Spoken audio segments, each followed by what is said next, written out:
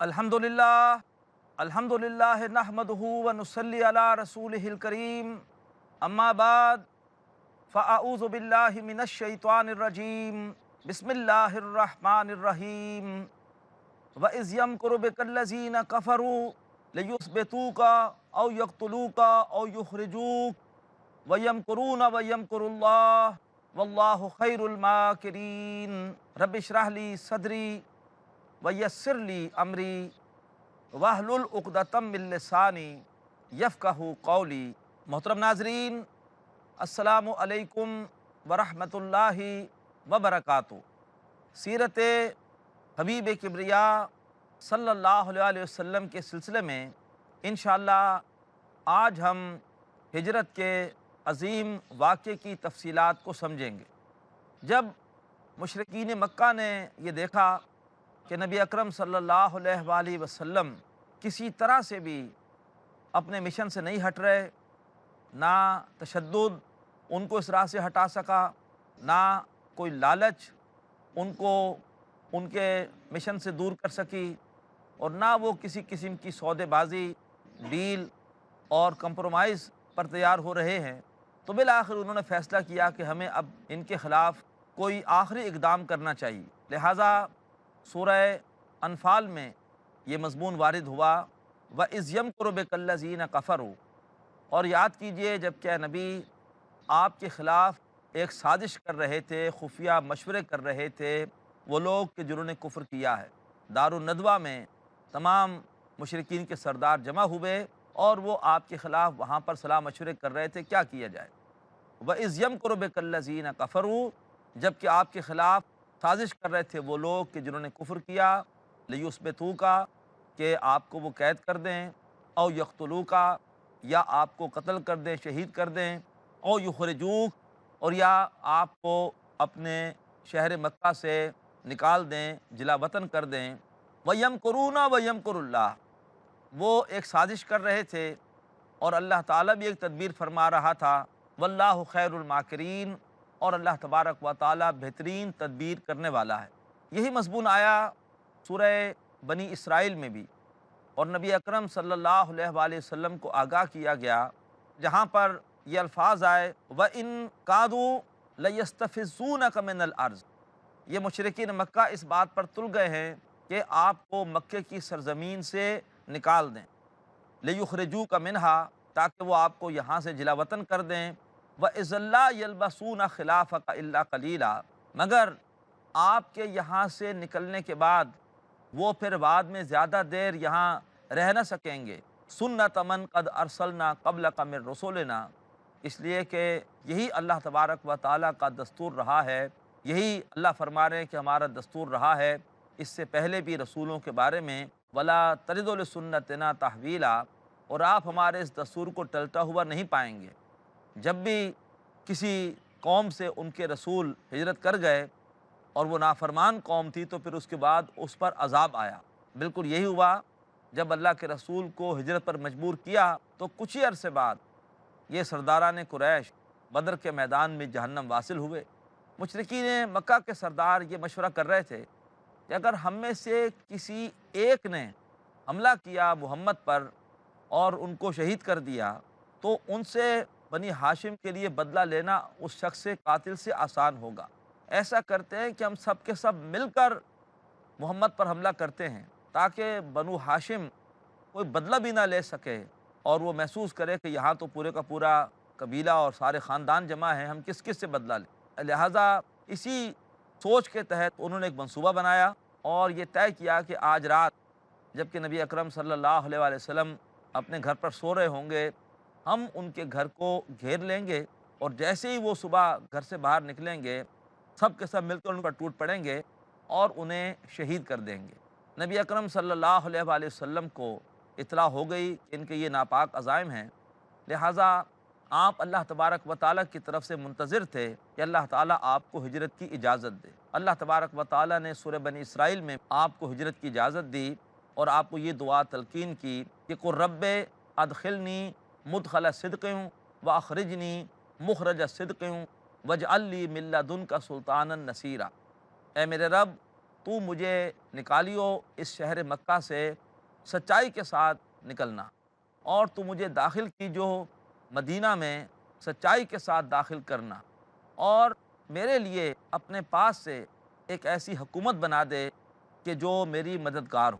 ساتھ ہی اللہ کے رسول سے کہا گیا کہ اعلان کر دیجئے قل جاء الحق وزہق الباطل ان الباطل کان زہوقا، اے نبی یہ بھی کہہ دیجئے کہ دیکھو حق آ گیا اور باطل مٹ گیا، اور باطل ہے ہی مٹنے کے لیے۔ گویا اعلان کر دیجئے کہ تم تو بظاہر مجھے مکہ سے نکال رہے ہو، لیکن میری یہ ہجرت ہی فتح کی تمہید بن جائے گی، باطل مٹ جائے گا، حق آ جائے گا۔ وہی ہوا، اگر اہل مکہ آپ کو نہ نکالتے مکہ سے تو نہ مدینہ کا مرکز میسر آتا، نہ وہاں پر مسلمانوں کی قوت جمع ہوتی، اور نہ وہ پھر قوت جمع ہو کر مکہ پر حملہ کر کے مکہ کو فتح کرتی۔ تو گویا یہ ہجرت تمہید ہے فتح مکہ کی۔ اب اس کے بعد جب اللہ کے رسول کو اجازت مل گئی ہجرت کی، تو حضرت عائشہ فرماتی ہیں رضی اللہ تعالی عنہ کہ دوپہر میں ایک روز تپتی ہوئی دھوپ میں اللہ کے رسول ہمارے گھر پر آئے، اور آ کر میرے والد ابوبکر صدیق سے کہا کہ اللہ کی طرف سے ہجرت کی اجازت آ گئی ہے، اور انشاءاللہ ہم آج رات ہجرت کریں گے اور یہاں سے روانہ ہو جائیں گے۔ رات کے وقت مشرکین مکہ نے نبی اکرم صلی اللہ علیہ وسلم کے گھر کو گھیر لیا، اور ان کا خیال تھا کہ جیسی باہر نکلیں گے ہم انہیں شہید کر دیں گے، لیکن اللہ تبارک و تعالیٰ کی اور ہی تدبیر تھی۔ جب اللہ کے رسول نکلے تو تمام کے تمام مشرکین ان پر ایک اونگ طاری ہو گئی، اور سورہ یاسین کی آیت اللہ کے رسول نے پڑھی وَجَعَلْنَا مِن بَيْنِ أَيْدِيهِمْ سَدًّا وَمِنْ خَلْفِهِمْ سَدًّا فَأَغْشَيْنَاهُمْ فَهُمْ لَا يُبْصِرُونَ، ہم نے ان کے سامنے بھی دیوار کھڑی کر دی ہے، ان کے پیچھے بھی دیوار کھڑی کر دی ہے، ہم نے ان کو ڈھانپ دیا ہے، پس وہ دیکھ نہیں سکتے۔ اور آپ نے خاک ایک مٹھی میں بھری، مشرکین کے اوپر پھینکی، اور وہ سب کے سروں پر پڑی، اور آپ وہاں سے نکلے، اور ابوبکر صدیق رضی اللہ تعالیٰ عنہ نے سواریاں تیار کر رکھی تھیں، آپ ان کے ساتھ روانہ ہوئے مکہ سے، لیکن بجائے مدینہ کی طرف جانے کے مخالف سمت میں غار ثور کی طرف گئے، اور غار ثور میں جا کر 3 دن تک آپ نے پناہ لی۔ مشرکین انتظار کرتے رہے کہ اللہ کے رسول گھر سے نکلیں، صبح تک آپ نہیں نکلے۔ جب صبح وہ گھر میں داخل ہوئے تو کیا دیکھتے ہیں کہ حضرت محمد صلی اللہ علیہ وسلم گھر پر موجود نہیں ہیں۔ اس سے پہلے وہ بڑا تکبر کر رہے تھے، ابو جہل کہہ رہا تھا کہ محمد تو کہہ رہا تھا کہ ہم سب ہلاک ہوں گے اور ہمیشہ ہمیش کی جہنم میں جائیں گے، اور محمد اور اس کے ساتھیوں کو جنت ملے گی۔ آج ہم دیکھتے ہیں کہ محمد کو کیا ملتا ہے، معاذ اللہ ثم معاذ اللہ، اللہ نے اس بدبخت کے غرور کا سر خاک پہ ملا دیا، اور وہ خائب و خاسر ہوا۔ اب مشرکین مکہ نے اعلان کر دیا کہ جو شخص بھی محمد کو زندہ یا مردہ گرفتار کر کے لائے گا اسے 100 اونٹوں کا انعام دیا جائے گا۔ تو لہٰذا بہت سارے مشرکین اللہ کے رسول کی تلاش میں مکے کے مختلف اطراف میں نکل کھڑے ہوئے، اور یہاں تک کہ کیفیت یہ ہوئی کہ ایک مشرک وہ غار ثور کے بالکل دہانے کے پاس پہنچ گیا، اور اگر وہ اپنے گھوڑے کے پاؤں کی طرف دیکھتا تو اس کی نگاہ نبی اکرم صلی اللہ علیہ وآلہ وسلم اور ابوبکر صدیق رضی اللہ تعالیٰ عنہ پر پڑ جاتی۔ ابوبکر صدیق اس صورتحال کو دیکھ کر غمگین ہوئے کہ ہم تو پکڑے گئے۔ اس پر اللہ کے رسول نے جو توکل کی معراج ہے اس کا ایک نمونہ پیش کیا۔ اسباب سارے کے سارے مخالف ہوں تب بھی انسان کا اللہ تبارک و تعالیٰ پر بھروسہ ہو، کیا ڈر ہے جو ہو ساری خدائی بھی مخالف، کافی ہے اگر ایک خدا میرے لیے ہے۔ اللہ کے رسول نے اس وقت کہا اذ یقول لصاحبہ لا تحزن ان اللہ معنا، یاد کرو جب کہ حضرت محمد اپنے ساتھی ابوبکر صدیق رضی اللہ تعالیٰ عنہ سے کہہ رہے تھے اے میرے ساتھی ہرگز نہ گھبراؤ، اللہ تبارک و تعالیٰ ہمارے ساتھ ہے، وہ ضرور ہماری حفاظت کرے گا۔ اللہ تبارک و تعالیٰ نے حفاظت کی اور فرمایا فانزل اللہ سکینتہ علیہ، تو اللہ نے پھر حضرت محمد صلی اللہ علیہ وسلم پر ایک تسکین نازل کی، وَأَيَّدَهُ بِجُنُودٍ لَّمْ تَرَوْهَا، اور اللہ نے ان کی مدد کی ایسے لشکروں سے کہ جن کو اور لوگ نہیں دیکھ سکتے تھے۔ وَجَعَلَ كَلِمَةَ الَّذِينَ كَفَرُوا السُّفْلَىٰ، اللہ نے کافروں کی بات کو، ان کے منصوبے کو کر دیا ناکامی میں، پستی میں۔ وَكَلِمَةُ اللَّهِ هِيَ الْعُلْيَا، اللہ تعالیٰ ہی کی بات اونچی ہونے والی ہے۔ وَاللَّهُ عَزِيزٌ حکیم، اور اللہ زبردست ہے، کمال حکمت والا۔ 3 دن تک نبی اکرم صلی اللہ علیہ وآلہ وسلم غار ثور میں رہے۔ 3 دن کے بعد غار ثور سے نکلے اور مکہ سے باہر سے ہوتے ہوئے بالآخر اس شاہراہ پر آئے جو کہ مکے اور مدینے کو ملاتی تھی۔ اس شاہراہ پر آنے کے بعد آپ پر ایک عجیب کیفیت طاری تھی۔ ایک طرف مکہ تھا، ایک طرف مدینہ تھا۔ مکے کی طرف دیکھا تو آپ کو حسرت ہوئی، کیونکہ مکے میں خانہ کعبہ تھا اور خانہ کعبہ سے آپ کو بڑی محبت تھی۔ اس موقع پر اللہ تبارک و تعالی نے آپ کی دلجوئی کی اور سورہ قصص کی آیت نازل کی کہ ان الذی فرض علیک القرآن لرادک الی معاد۔ اے نبی صلی اللہ علیہ وسلم، جس اللہ نے آپ پر قرآن مجید کے حوالے سے ذمہ داری عائد کی ہے، جس کی وجہ سے آپ مشکل میں ہیں، جس کی وجہ سے آپ کو مکہ چھوڑنا پڑا ہے، جس کی وجہ سے آپ اللہ تبارک و تعالیٰ کے گھر اور اپنے محبوب مقام سے جدا ہو رہے ہیں، وہ اللہ تبارک و تعالیٰ ضرور آپ کو فاتح کی حیثیت سے مکہ میں پہنچا دے گا۔ ناظرین، ہجرت کا یہ مرحلہ، اس پر مزید گفتگو انشاءاللہ چھوٹی سی بریک کے بعد ہمارے ساتھ رہیے گا۔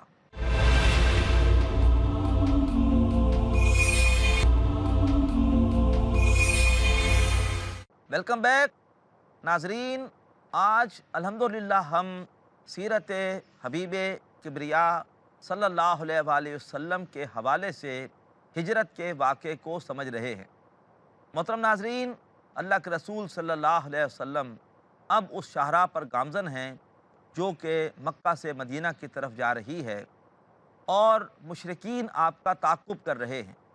بالآخر ایک شخص سراقہ بن مالک بن جاشم، جو کہ بعد میں مسلمان ہو گیا، وہ آپ تک پہنچ گیا، لیکن جیسے آپ کے قریب پہنچا اس کا گھوڑا، اس کے قدم زمین میں دھس گئے، اور اس نے ارادہ کیا کہ اللہ کی غیبی مدد حضرت محمد کے ساتھ ہے اور مجھے ان کا تعاقب ترک کر دینا چاہیے۔ جیسے ارادہ کیا اس کا گھوڑے کے قدم باہر نکل آئے، وہ واپس گیا، لیکن پھر 100 اونٹوں کا لالچ اس نے پھر اسے آمادہ کیا، وہ دوبارہ آپ کی طرف آیا اور پھر اس کے گھوڑے کے قدم وہ زمین میں دھس گئے۔ یہ واقعہ 3 بار ہوا۔ پھر بالآخر اللہ کے رسول نے اسے بلایا اور کہا کہ سراقہ، تم کس چیز کے پیچھے پڑے ہوئے ہو؟ میں تو ایران کے بادشاہ کسریٰ کے کنگن تمہارے ہاتھوں میں دیکھ رہا ہوں۔ اس نے اللہ کے رسول سے معافی مانگی کہ میں آپ کے تعاقب میں آیا، درخواست کی کہ آپ مجھے ایک پروانہ لکھ کے دے دیں تاکہ میں مکے والوں کو دکھا سکوں اور ان سے انعام لے سکوں۔ اللہ کے رسول نے فرمایا کہ ٹھیک ہے، میں تمہیں پروانہ لکھ دیتا ہوں، لیکن فی الحال تم کسی کو ہمارے بارے میں نہیں بتاؤ گے۔ حضرت عمر فاروق کے زمانے میں جب ایران فتح ہوا اور مال غنیمت کے طور پر کسریٰ کے کنگن آئے، تو آپ نے باقاعدہ ڈھونڈ کر بلوایا سراقہ بن مالک بن جاشم کو، اور آپ نے ان کے ہاتھ میں وہ کنگن پہنائے اور کہا کہ ان کو یہ بشارت دی تھی جناب نبی اکرم صلی اللہ علیہ وسلم نے دوران سفر ہجرت۔ اس کے بعد آپ مزید آگے بڑھے تو اللہ تعالیٰ کی طرف سے سورہ حج کی آیات 38 تا 41 نازل ہوئیں، جن میں اللہ تعالیٰ نے ایک بہت اہم ہدایت دی۔ اللہ تبارک و تعالیٰ نے فرمایا اذن للذین یقاتلون بانہم ظلموا وان اللہ علی نصرہم لقدیر۔ اب اجازت دے دی گئی ہے ان لوگوں کو کہ جن کے خلاف اس سے پہلے جنگ کی جا رہی تھی، کہ اب وہ بھی جنگ کر سکتے ہیں۔ اس سے پہلے انہیں حکم تھا کفو ایدیکم، کہ اپنے ہاتھ بندے رکھو، لیکن اب انہیں اجازت دی جا رہی ہے کہ وہ بھی جنگ کر سکتے ہیں ان ظالموں سے کہ جو ظالم ان سے جنگ کرتے رہے ہیں، اس لیے کہ بأنہم ظلموا، ان کے اوپر ظلم کیا گیا ہے، وَإِنَّ اللَّهَ عَلَى نَصْرِهِمْ لَقَدِيرٌ، اور بے شک اللہ تبارک و تعالی ان کی مدد کرنے پر قادر ہے۔ الذین اخرجوا من دیارہم بغیر حق، یہ وہ لوگ ہیں کہ جو اپنے گھروں سے نکال دیے گئے ناحق، محض یہ کہنے پر ان یقولوا ربنا اللہ، محض یہ کہنے پر کہ اللہ تبارک و تعالی ہمارا رب ہے۔ ولولا دفع اللہ الناس بعضهم ببعض، اور اگر اللہ تعالیٰ اس طرح لوگوں میں سے بعض کو بعض کے ذریعے سے مٹاتا نہ رہتا، لہدمت صوامع و بیع و صلوات و مساجد، تو جو اللہ تعالیٰ کی عبادت کے مراکز ہیں وہ منہدم کر دیے جاتے، شہید کر دیے جاتے۔ لہٰذا کلیسا اور راہب خانے اور یہودیوں کے معبد خانے اور مسلمانوں کی مسجدیں یہ شہید کر دی جاتی، یذکر فی حسب اللہ کثیرا، وہ مراکز کہ جن میں اللہ تعالیٰ کا کثرت سے نام لیا جاتا ہے۔ محترم ناظرین، یہ آیت بتاتی ہے کہ مسلمانوں کے نزدیک تمام مذاہب کے جو پیروکار ہیں ان کی عبادت گاہیں محترم ہیں، اور اگر کہیں پر اسلام غالب و اسلام نافذ ہو تو وہ ہر مذہب کی جو عبادت گاہ ہوتی ہے اسلام اس کو پورا کا پورا تحفظ دیتا ہے۔ مزید فرمایا کہ وَلَا يَنْصُرَنَّ اللَّهُ مَن يَنْصُرُهُ، اللہ تعالیٰ لازماً اس کی مدد کرے گا جو اللہ کی مدد کرے گا۔ اگر ہم چاہتے ہیں کہ اللہ کی مدد ہمارے شامل حال ہو تو پھر ہمیں بھی اللہ تبارک و تعالیٰ کی مدد کرنی چاہیے۔ ان تنصر اللہ ینصرکم، سورہ محمد میں بھی ارشاد ہوا آیت 7 میں کہ اگر تم اللہ کی مدد کرو گے اللہ تعالیٰ تمہاری مدد کرے گا۔ اللہ کی مدد کیسے کی جائے؟ اللہ کی مدد یہ ہے کہ اللہ تبارک و تعالیٰ کے دین، اس کے پیغام کو پھیلایا جائے، اللہ تعالیٰ کی مرضی کو دنیا میں جاری و ساری کرنے کی کوشش کی جائے، اللہ کے احکامات کو دنیا میں نافذ کرنے کی کوشش کی جائے۔ یہ ہے اللہ کے دین کی مدد۔ آج امت مسلمہ شکایت کر رہی ہے کہ رحمتیں ہیں تیری اغیار کے کاشانوں پر، بر گرتی ہے بیچارے مسلمانوں پر، کہ کیوں آج ہم پر اللہ کی رحمتیں نہیں ہیں؟ وجہ یہ ہے کہ ہم نے اپنا اصل مشن، اپنا اصل کام چھوڑ دیا۔ ہمارا مشن تھا دنیا میں عدل کا قیام، عدل کا غلبہ، لیکن ہم دنیا داری میں پڑ گئے، جس کی وجہ سے اللہ تعالی ہم سے ناراض ہے اور اللہ تعالیٰ کی مدد ہمارے شامل حال نہیں ہے۔ بہت پیارا کسی نے یہ شعر کہا کہ میری زندگی کا مقصد تیرے دین کی سرفرازی، میں اسی لیے مسلمان، میں اسی لیے نمازی۔ تو اگر دین کے سرفرازی ہمارا مقصد بن جائے، ہم اس مشن کو لے کر محنت کریں، حرکت کریں، تو اللہ تعالیٰ کی مدد پھر ہمارے شامل حال ہو سکتی ہے۔ فرمایا وَلَا يَنْصُرَنَّ اللَّهُ مَن يَنْصُرُهُ، اللہ تعالیٰ ضرور اس کی مدد کرے گا جو اللہ کی، یعنی اللہ تبارک و تعالیٰ کے دین کی مدد کرے گا۔ ان اللہ لقوی عزیز، بے شک اللہ تعالیٰ بہت ہی قوت والا اور بہت ہی زبردست ہے۔ الذین ان مکناہم فی الارض، وہ لوگ کہ جن کو اگر ہم زمین میں اقتدار دے دیں، اقاموا الصلاۃ، تو وہ نماز قائم کرتے ہیں، وآتوا الزکوٰۃ، اور زکوٰۃ دیتے ہیں، یعنی زکوٰۃ کا نظام قائم کرتے ہیں، وامروا بالمعروف، اور نیکی کا حکم دیتے ہیں، ونہوا عن المنکر، اور برائی سے روکتے ہیں، وللہ عاقبۃ الامور، اور تمام معاملات اللہ ہی کی طرف لوٹائے جائیں گے۔ محترم ناظرین، یہ ہیں وہ آیات جو دوران سفر ہجرت اللہ کے رسول پر نازل ہوئیں، اور اس میں اجازت دے دی گئی کہ اب مسلمان بھی مشرکین مکہ کے خلاف جنگ کر سکتے ہیں۔ یہ تھا اذن قتال۔ پھر بعد میں اللہ تبارک و تعالیٰ نے مدنی دور میں سورۃ البقرہ نازل کی، اور سورۃ البقرہ میں اللہ نے مسلمانوں کو پھر جنگ کا حکم دے دیا۔ وَقَاتِلُوا الَّذِينَ يُقَاتِلُونَكُمْ وَلَا تَعْتَدُوا إِنَّ اللَّهَ لَا يُحِبُّ الْمُعْتَدِينَ، لڑو ان سے جو کہ تم سے لڑتے رہے ہیں، لیکن تم جنگ میں زیادتی نہ کرنا، تم بچوں کو نہ مارنا، تم کسی بھی ایسے شخص کو نہ مارنا جو میدان جنگ میں موجود نہ ہو، بوڑھوں کا خیال کرنا، عورتوں کا خیال کرنا۔ صرف وہی مال غنیمت ہوگا کہ جو میدان جنگ میں موجود ہو۔ ایسا نہ ہو کہ فتح حاصل کرنے کے بعد تم بستیوں کو لوٹنا شروع کر دو، گھروں میں داخل ہو کر اور تم لوگوں کو مارو، اور گھروں میں داخل ہو کر تم کوئی لوٹ مار کرو، یا یہ ہے کہ کسی قسمت کو پامال کرو، بلکہ تمہیں جنگ کے حوالے سے بھی تقوی اختیار کرنا ہے، جنگ کے حوالے سے بھی جو پورے اصول ہیں، اخلاقی اصول ہیں، ان کو ملحوظ خاطر رکھنا ہے۔ تو فرمایا کہ زیادتی نہ کرو، ان اللہ لا یحب المعتدین، بے شک اللہ تبارک و تعالی زیادتی کرنے والوں کو پسند نہیں کرتا۔ پھر آگے چل کر سورۃ البقرہ میں اللہ نے مسلمانوں پر جنگ کو کرنا فرض کر دیا۔ فرمایا کتب علیکم القتال وہو کرہ لکم، تم پر جنگ کا کرنا فرض کر دیا گیا ہے، خواہ وہ تمہیں کتنا ہی ناگوار ہو۔ عسیٰ ان تکرہوا شیئا وہو خیر لکم، ممکن ہے تم کسی چیز کو ناپسند کرتے ہو، اس میں تمہارے لیے خیر ہو، اور ممکن ہے کہ تم کسی چیز سے محبت کرتے ہو، اس میں تمہارے لیے شر ہو۔ واللہ یعلم وانتم لا تعلمون، اللہ جانتا ہے اور تم نہیں جانتے ہو۔ اس کے بعد نبی اکرم صلی اللہ علیہ وسلم ہجرت کرتے کرتے قبا کے مقام پر پہنچے، اور قبا کو سعادت ملی کہ وہاں پر تاریخ اسلام کی پہلی مسجد بنی۔ نبی اکرم صلی اللہ علیہ وسلم کے ہاتھوں پہلی جس مسجد کا سنگ بنیاد رکھا گیا اور مسجد تعمیر کی گئی وہ قباء کے مقام پر ہے۔ ناظرین، یہ مسجد بہت ہی ایک روح پرور مقام ہے اور اللہ کے رسول کو اس مسجد سے خاص محبت تھی۔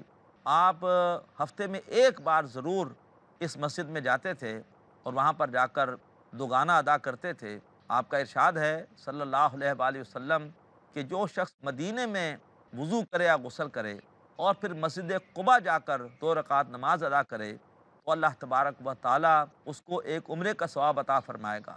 اللہ نے قرآن مجید میں اس مسجد کی بڑی تعریف کی ہے، لَمَسْجِدٌ أُسِّسَ عَلَى التَّقْوَى مِنْ أَوَّلِ يَوْمٍ أَحَقُّ أَن تَقُومَ فِيهِ۔ اے نبی صلی اللہ علیہ وسلم، وہ مسجد کہ جو پہلے دن سے ہی تقوی کی بنیاد پر کھڑی کی گئی، قائم کی گئی، اس کا زیادہ حق ہے کہ آپ وہاں نماز پڑھیں۔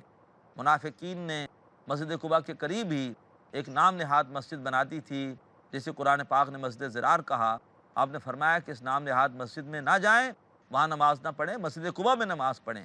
فیہا رجال یحبون ان یتطہروا، اس مسجد میں ایسے نمازی ہیں جو کہ پاکیزہ رہنے کو پسند کرتے ہیں۔ واللہ یحب المطہرین، اور اللہ تعالیٰ بھی پاکیزگی اختیار کرنے والوں کو پسند کرتا ہے۔ صحابہ اکرام قباء گئے، جا کے وہاں کے نمازیوں سے پوچھا کہ تمہاری طہارت میں خاص بات کیا ہے؟ اللہ نے قرآن پاک میں تمہارا ذکر کر دیا، محفوظ کر دیا قیامت تک۔ انہوں نے کہا کہ ہم استنجے میں زیادہ احتیاط کرتے ہیں اور پہلے ڈھیلا استعمال کرتے ہیں اور اس کے بعد پانی بھی استعمال کرتے ہیں۔ اللہ تبارک و تعالی ہمیں اپنے نیک بندوں سے محبت عطا فرمائے۔ اللہ ہمیں اپنے نیک بندوں کے نقش قدم پر چلنے کی توفیق عطا فرمائے۔ وآخر دعوانا ان الحمد للہ رب العالمین۔